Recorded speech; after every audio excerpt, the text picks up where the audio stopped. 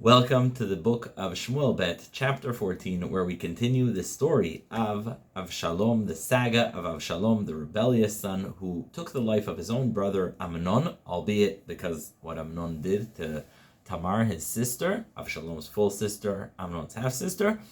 And once Avshalom did that to his own brother, the son of King David, he flees to Geshur, and he's there for 2 years. The king kind of lets him sit there, and that's it. He's disconnected. So Yoav, the head of the chief of staff of David's army, he knows that the king is thinking about Avshalom. He knows that the king is thinking about him, worrying for him, wanting him, and so he needs to give the king a pretext to bring Avshalom back from Geshur, even though technically Avshalom committed a most serious offense of killing someone, not just anyone, but a son of the king. And so if he comes back, he may face the death penalty. And so here's what needs to be done.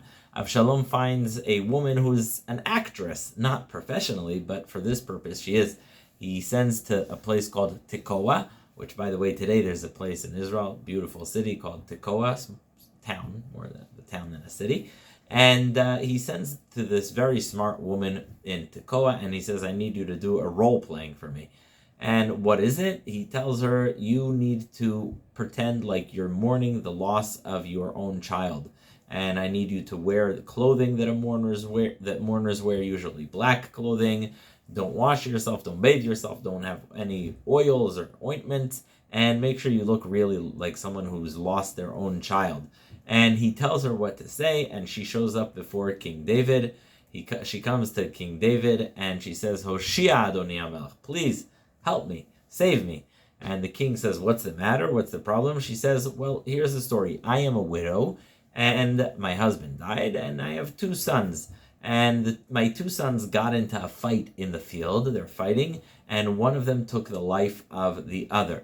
And now all of my family says, look, your son committed an act of murder against his brother, and therefore he should be there's a law of Goel Adam, the person whose next of kin takes the life of the deceased, the person who was killed.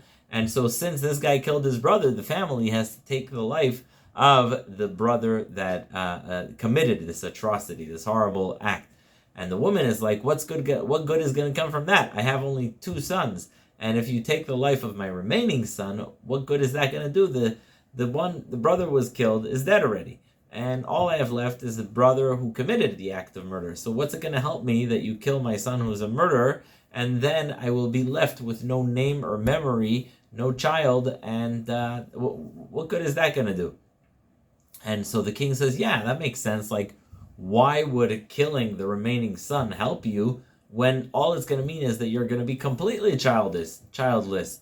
And King David says, you know what, 100% you're right. Bring him to me, and I'll make sure that he's safe. And she says, thank you. Yeah, the Goel Hadam, the closest of kin who usually avenges the blood of someone who was killed, he's not going to do anything. And she says, thank you so much.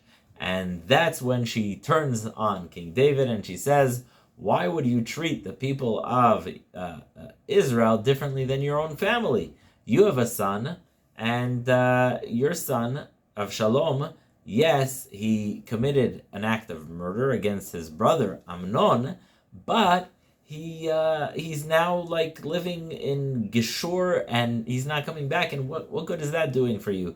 Amnon is dead. That's over. And so what good is it doing to you to hold a grudge against Avshalom, who's just languishing away in a foreign land? And so, anyways, whoever's dead is dead, and you might as well save those who are living. And so, just like you would save my own child and be like, okay, he should not be punished for whatever happened already, so too, you should have mercy on your own son, Avshalom, and you should bring him back. Wow. So she kind of took his case, acted it out, said what he said what he said, and then she's like, why would you treat your own child differently? And he has only one question. David asks, is that Yoav? Is Yoav the one who did all this? And she says, yes, you're indeed very smart. Indeed, it was Yoav, and he's brilliant, and you're brilliant for figuring this out. And David is like, you know what, you're right. Let's bring Avshalom back. And Yoav says, thank you, I appreciate it. I know you found favor in my eyes. Let's bring Avshalom back to Jerusalem. But the king says, one condition. You can bring him back to Jerusalem. However, he cannot come and see me. So he comes back and he doesn't see the king at all. Avshalom comes back to Jerusalem, and the Pasuk describes Avshalom as the most beautiful person, good looking, and he would take a haircut once a year, and his hair was so thick that it would weigh 200 shekels of stone. And he had three sons, three sons and one daughter who he named Tamar, I guess like his sister.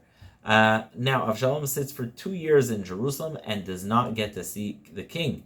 And so finally, Avshalom sends a message to Yoav, and he's like, hello, what's the point of me being here if I don't get to see the king? Why'd you bring me back from Geshur?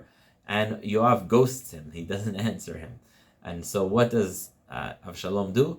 He sends his servants to burn a field of barley that Yoav has, and he's like, go burn it. And Yoav is like, wait, your servants burned my field? He's like, yeah, because you haven't been answering me.